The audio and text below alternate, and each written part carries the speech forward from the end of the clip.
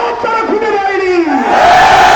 আমার বন্ধুগণ, আপনারা লক্ষ্য করেছেন তাদেরকে এই দেশে জমাতে গিয়ে অসংখ্য ভাইদেরকে রক্ত দিতে হয়েছে, অসংখ্য ভাইদেরকে নির্যাতিত হতে হতে। আজ এই বিজয় ছাত্র সমাজের বিজয়, এই বিজয় ইসলামী আন্দোলনের বিজয়, আজকের এই বিজয় ইসলামী ছাত্র শিবিরের বিজয়, আজকের এই বিজয় বাংলাদেশ জামাত ইসলামীর বিজয়।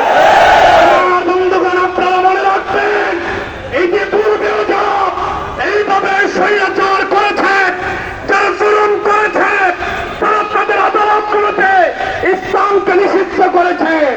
ফেরাউনের আদালতে মূসা আলাইহিস সালাম নিষিদ্ধ হয়েছিলেন, নমরুদের আদালতে ইব্রাহিম আলাইহিস সালাম নিষিদ্ধ হয়েছিলেন।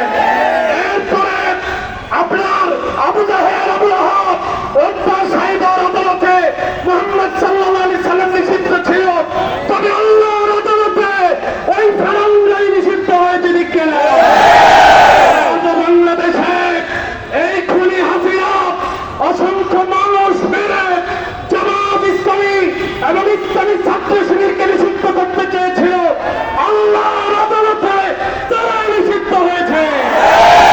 বাংলাদেশ থেকে গুন্ডা বাহিনী পালিয়ে গিয়েছে, আজ বাংলাদেশ থেকে গুন্ডা লীগ পালিয়ে গিয়েছে।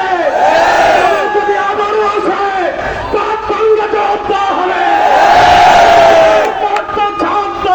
হবে না, হবে না।